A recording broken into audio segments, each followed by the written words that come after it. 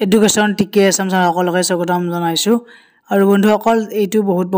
important video' হয় শিক্ষা বিভাগৰ ফালৰ পৰা মানে এতিয়া গৰমৰ বন্ধ লগতে মূল্যায়ন বহিৰ কথাটো গমে পাইছে স্কুলবোৰত যেহেতু মূল্যায়ন বহি দিব পৰা নাই আমাৰ চৰকাৰে বাজেট নাই বুলি কৈ আছে ইয়াৰ বাহিৰেও আৰু এটা কথা গৰমৰ বন্ধ এতিয়া নালাগে বুলি কিছুমানে প্ৰস্তাৱ দিছে গতিকে শিক্ষামন্ত্ৰীয়ে সেই প্ৰস্তাৱটো চাই কিনে কিন্তু গৰমৰ বন্ধ যে নিদিয়ে হেনেকুৱা নহয় কিন্তু গৰমৰ বন্ধটো একচুয়ালি আমাক লাগে কাৰণ গৰমৰ বন্ধৰ দিনকেইটাতে আমাৰ বানপানী হয় বৰষুণৰ প্ৰভাৱ বেছিকৈ হয় লগতে গৰমো বাঢ়ে গতিকে এই ক্ষেত্ৰত আপোনালোকৰ কি মন্তব্য যিসকল শিক্ষক শিক্ষয়িত্ৰী চাই আছে কমেণ্টত জনালে হ'ল এতিয়া আমাৰ শিক্ষামন্ত্ৰীয়ে কি কৈছে গৰমৰ বন্ধ সম্পৰ্কে সেইখিনি আমি ইয়াত মই এই ভিডিঅ'ৰ জৰিয়তে আপোনালোকক দেখুৱাইছো বাৰু হেকলৈকে চাই থাকক লগতে সাবস্ক্ৰাইব কৰি ৰাখক চেনেলটো কিতাপৰ কোৱান্টিটি বহি বাঢ়িলে আমাৰ ছাত্ৰ ছাত্ৰীৰ সংখ্যা বৃদ্ধি পালে গতিকে মই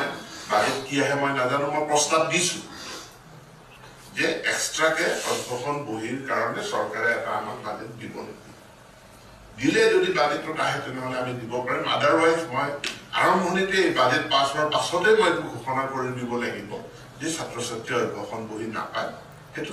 অভিভাৱকসকলে নিজে বা এছএমচি এছএমডিচি তেওঁলোকে নিজে যোগাৰ কৰিব লাগিব বিদ্যালয়ত গৰম বন্ধ দিয়া ব্যৱস্থাৰ অৱসান ঘটোৱা হওক আৰু তাৰ পৰিৱৰ্তে সম্পূৰ্ণ পাঠদানৰ ব্যৱস্থা কৰক মই আপোনালোকৰ এই প্ৰস্তাৱটোক মই আদৰণি জনাইছোঁ আপোনালোকে আৰু চৰ্চা কৰক আৰু তাৰ বৈকল্পিক কাৰণ গৰম বন্ধ দিয়াৰ নিদিওঁতেও আমি স্কুল চলাব নোৱাৰা অৱস্থা এটা হৈ যায় গৰম বন্ধৰ আগতে হৈ যায় গতিকে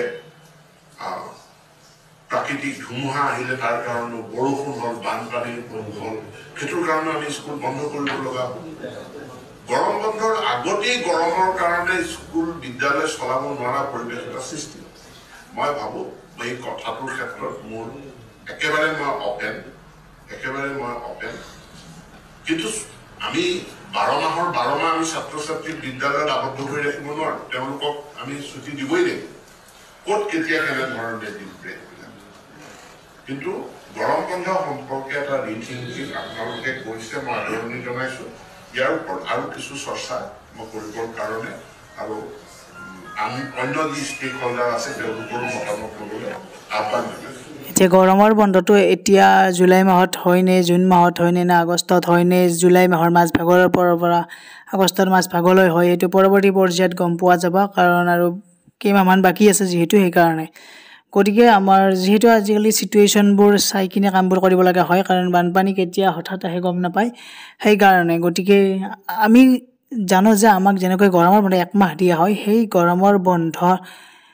যদি গৰমৰ বন্ধ দিয়ে তেনেহ'লে 1 মাহ পাবই যদি গৰমৰ বন্ধ নিদিয়ে তেনেহ'লে আমাৰ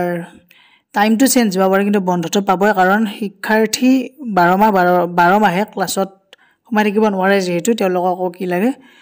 অকমান সময় লাগে কাৰণ তেওঁলোক বাহিৰলৈ ঘূৰা ফুৰা কৰিব বা ফুৰিবলৈ যোৱা কৰবাত তেনেকুৱা গতিকে ভিডিঅ'টো এইখিনি আছিল সকলোৱে মতামত দিব যে গৰমৰ বন্ধ ভাবে আপোনালোকে কেনেকুৱা কি বিচাৰে